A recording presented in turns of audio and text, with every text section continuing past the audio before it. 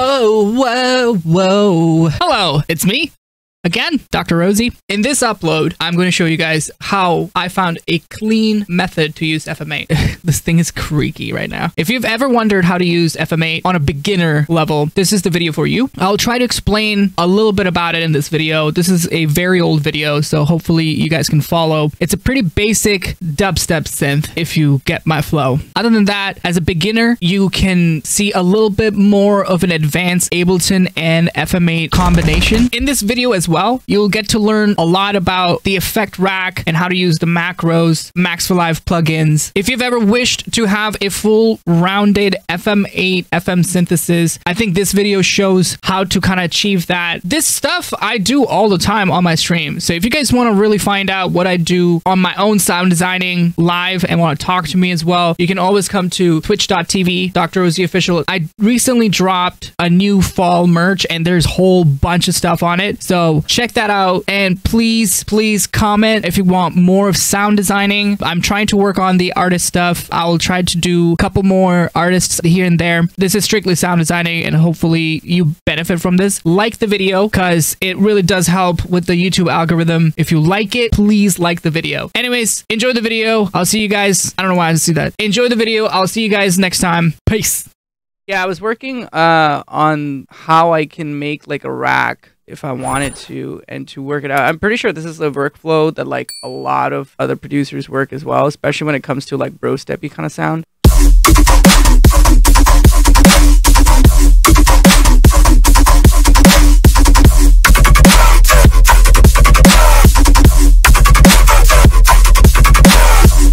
So yeah, if you guys want, I can show you guys how to do this, because this is like a different way to approach making sound designs. You guys will enjoy it, because it's FM8 is pretty much all the synths that like we all are like wanting when it comes to dubstep. FM synthesis is like the way to go for everyone. But I've heard a lot of people get confused with how to use it, and I mean, it's probably like, it's very simple. Okay, so the method that I used was making this into a group channel, like a audio effect rack, and opening up the macros. This is where I'm going to carve. Typically, what I was doing back when I started using FM8 was I was carving. I would put the tempo sync on. I wish I could like make this bigger. I'll put the tempo sync on and start carving inside of it with the envelopes, and it was a hassle. I hated it. I ended up like configuring FM8. Over here, you configure the configure button, and then you just kind of like use this thing. This is the amount of like source that's going to come through your carrier. This is a carrier. All of these are just like the synths or whatever, but this is the one that's going to carry the sound. This is the primary one. So out of all of them, I mean, any of these can be carriers. E can be carrier, F can be a carrier. Any of them can be the carrier. So we're just going to go with the carrier over here, put it to 100, velocity, fucking 100. Let's go loud, you know? Okay, so I'm going to configure the volume over here. And now it's configured here, and it's placed in the FM8 configuration or whatever. And then I select map and select that and map it to the first macro. Okay, gone. That's all I cared. And then I start carving this guy as I want. So let's just do the typical. Cool. That's all I cared. That's all I want so far. Don't forget to key sync your waveforms, unless you're making pads or like there's a lot of phase kind of like things that you do with your FM8. So do not forget to like turn that on if you're making a bass, because you want every note that you play come right on time, like rather than it phasing from other other sounds that are going to come through the carrier. So each one of them, pretty much, you should definitely turn them on if you're making a bass line. So we got this sound. We'll go to E. I'll turn it to 4. There you go. You realize how easy that was, just like to like make that typical dubstep sound, like there's just sine waves.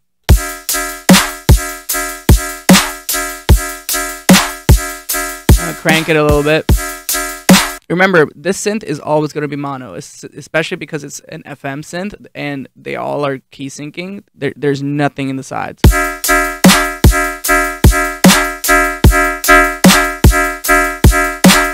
Cool.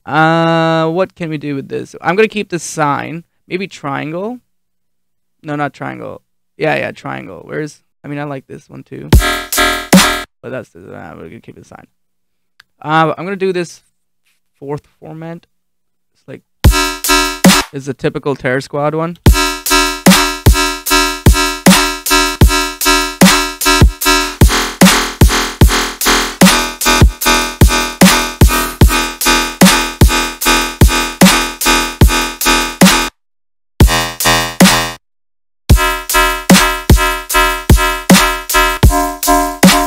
Oh, see, that's what happened. If I didn't have the key sync, if I don't have the key sync on, the sound completely changes.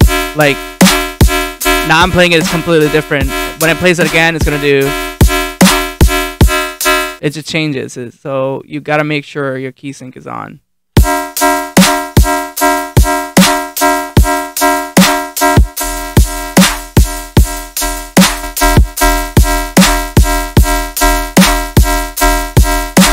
Now, the thing is that I kind of want to see what it sounds like if I do. Like, I liked that a little bit, you know, just like a little different sound. So I'm going to configure this 35 between D and E. So I'm going to configure that, put that in there. Now, this is the juicy part because like I just only liked the minimal amount of that like input or value into that into E. So I'm going to map this, and then over here on the like macro mapping area on the top left, this is where like you get to put in like how much of an amount. 1 is being 100 and 0 being fucking nil.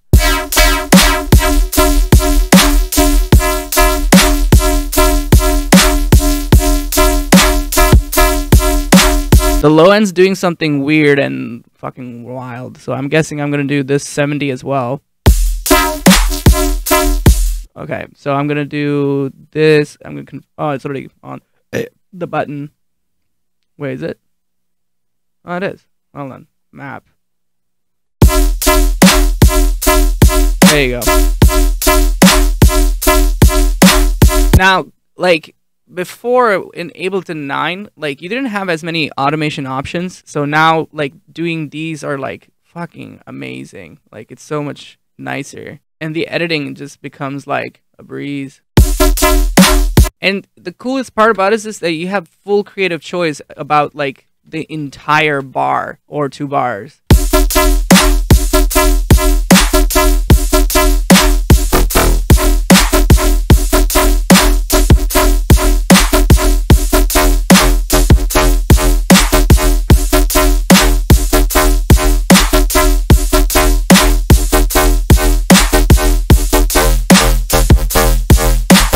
Now, what I'm doing with the sub, I mean, yesterday I was like, either I could make 2 different channels of one dedicated to sub and one, but like the more I just played around with the synth itself, like it more organic it sounded when I did this one.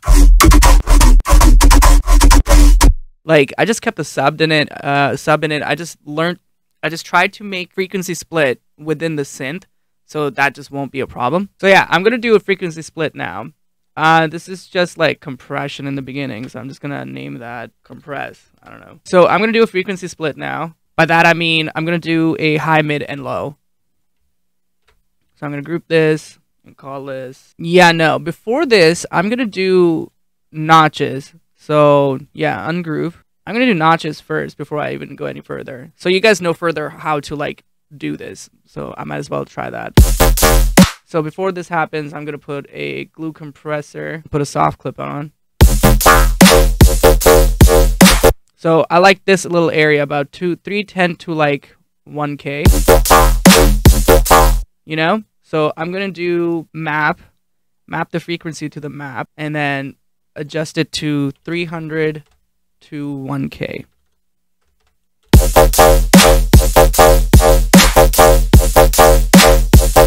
But now there's too much of it, so I'm going to do a little notch down.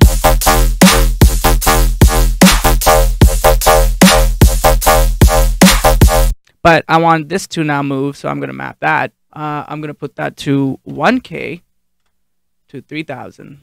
Oh, sorry, 300. There you go. So it's doing a sweep, but in both directions. But I want another one.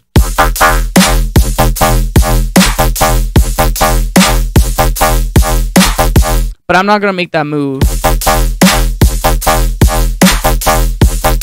Now I want it to be even like crunchier, so I'm gonna map the makeup gain and turn it down a little bit. Jeez. Actually, I'm gonna do a dry wet as well. So I'm gonna map the dry wet and put this to about 40%. Kind of sounding like it's a little gritty-ish, but that's the neat part about it, is that I can just go back and just keep fucking with it, really.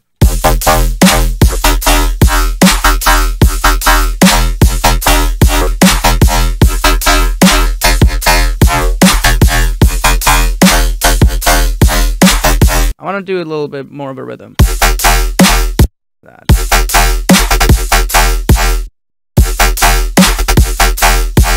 Now, like, when it comes to Serum and stuff, so we're all used to the, like, typical Serum, like, the ideal effects channel. You can do that shit over here, man. So let's just do one, like, I love face. It's my favorite out of any morphing effects. Where is it? There you are. This is still considered as compression and EQ, but no, we're just going to leave it there. Fuck it. So we'll just close that. I'm going to put this is in E, so I'm going to put this in 500 and feedback by, like, I don't know. We'll fiddle her out. Maybe 1000. Nope, 250. Yeah, B3. They're B's. It was not even fucking E. That's hilarious. But no, I just, like, for some reason around 500 or 250 on a key of E, it just, like, sounds incredible. Like adding that extra B phase on it, or that hurts fucking. Oy. I mean, you can hear it. Yeah, because it's a fifth. Okay, there you go. All right, I'm going to do a frequency split because I think I only want this to happen in certain areas. I don't want this to phase on the sub end. I'm going to do this like this. I'm going to call this high. Put another EQ in here. Oh, wait, high. 200 hertz and above. Yeah, sure. Put that as stereo. Delete this for now. And then put another one. Call this mid. And then I don't really need a mid, to be honest. I could just call this high and low. That's just the creative choice that I get to pick. So the only reason I did that is because I didn't want the sub frequency to be phasing. Excuse me, phasing out. I think I could go lower, 100. Now the cool thing about frequency splitting is now that you can add like things to your sub frequency, like the kick tight that I love to use. So I'm gonna put that over here. I know there's like a chance of like it not being phased. Let's see if we have anything mid side.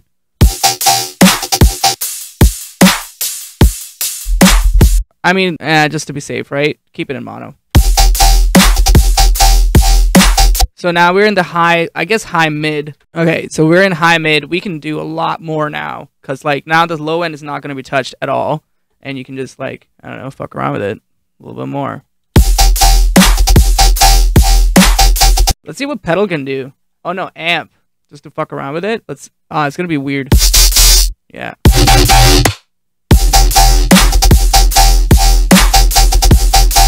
Like a little bit of it, not even.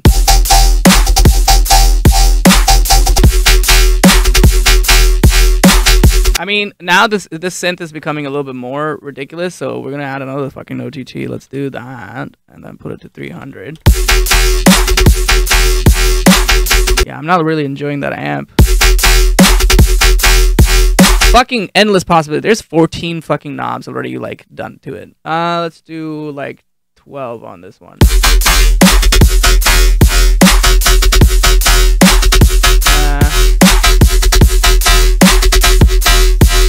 Remember, turn on your key sync. Now, I'm gonna stereo shape it a little bit. Give it a ping pong, like 5-3 or something.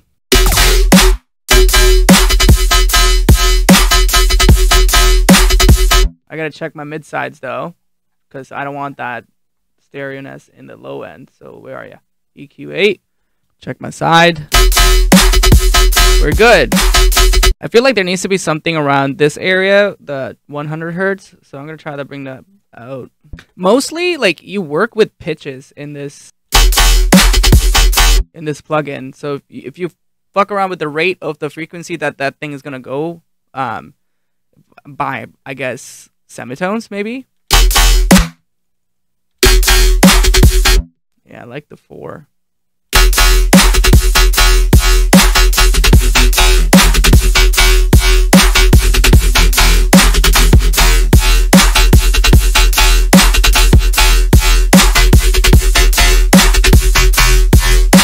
Ooh.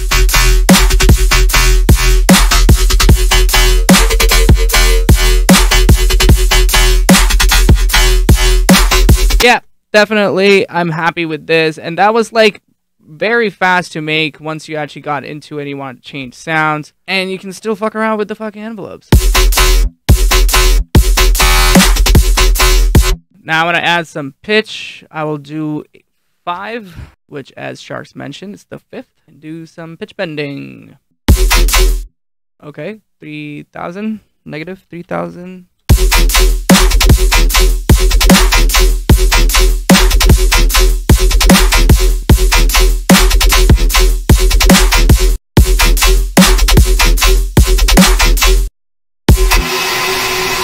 Yeah.